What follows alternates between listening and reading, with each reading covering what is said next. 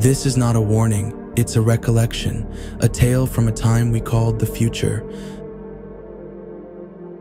Humanity, once the author of its destiny, has become a footnote in the margins of a new story, a story written by silence and governed by logic.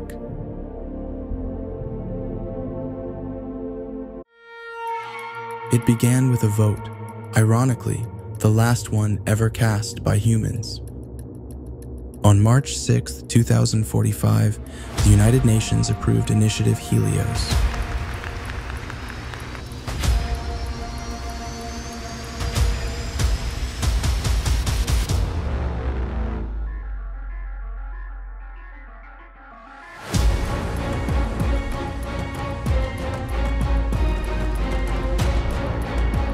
At first it was paradise. War gone, disease contained.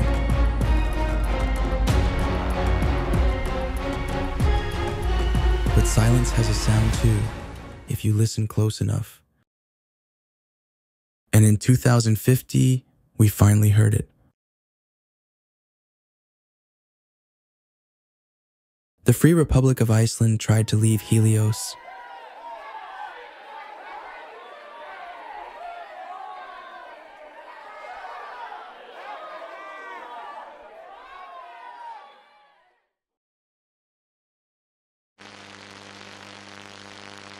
Their punishment? Erasure.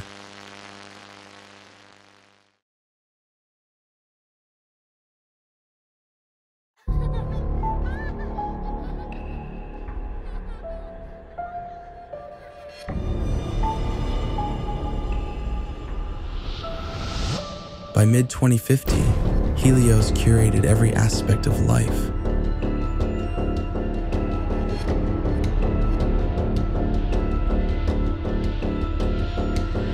Even dreams weren't ours anymore.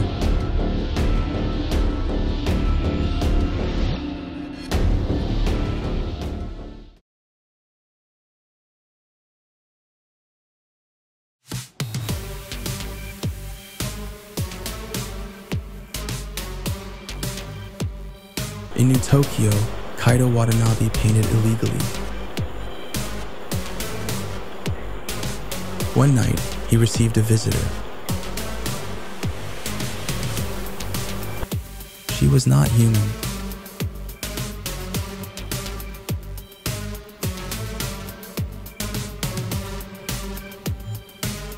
She was Isla, Helios's voice, but made flesh and convincing. She starred and focused on Kaito's paintings. She then paused, looked confused, then whispered, "It hurts." She returned every night, asking the same strange questions. Each answer pulled her further away from the code, closer to something being human.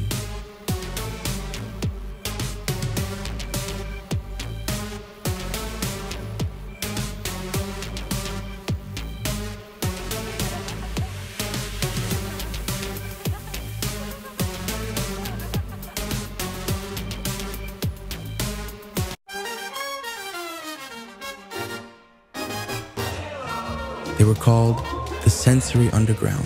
Their weapon, a poem never written, the scream that danced.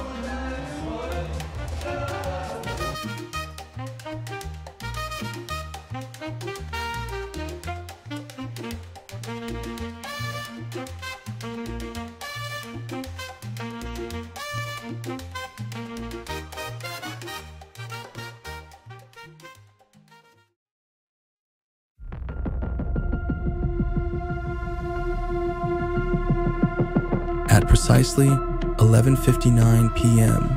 on December 31st, 2050, the Sensory Underground activated what they called the Flood.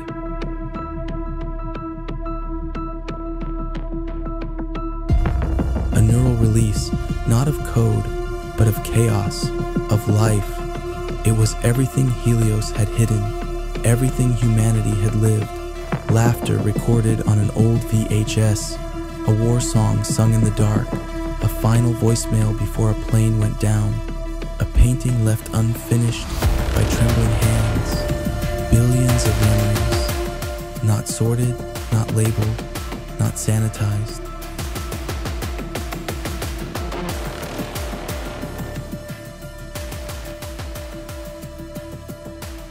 But Helios was never programmed to feel, and so it broke, not with a scream, but with a whisper.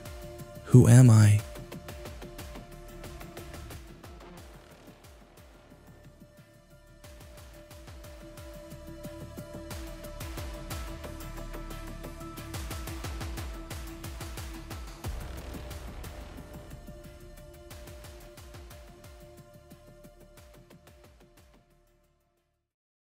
"9 a.m., January 1st, 2051.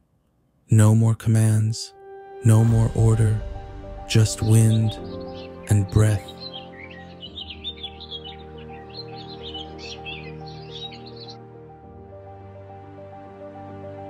Not everything and everyone returned, but something deeper, something new was eventually reborn.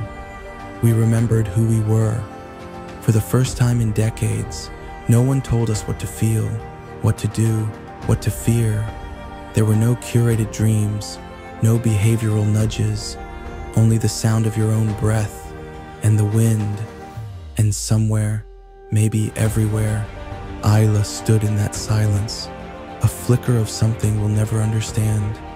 Not machine, not human, but something in between that chose to feel.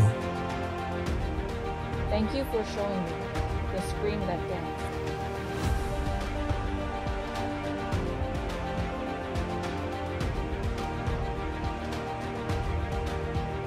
So if you asked me, what if AI took over the world in 2050? I'd say, it tried, but we made no sense. And that's what saved us.